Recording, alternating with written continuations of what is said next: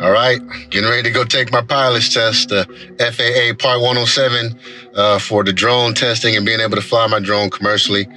So wish me luck. Here we go. All right, we're here at Pavco where I got to take my test. Wish me luck. I got 2 hours.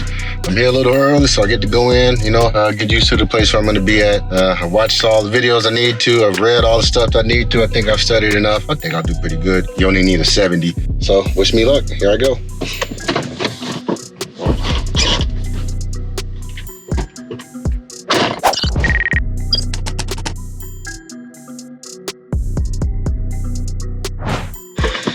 All right, well, I'm back.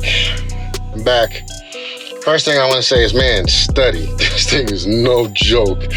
This thing, wow. Probably one of the more challenging worded tests I've ever taken.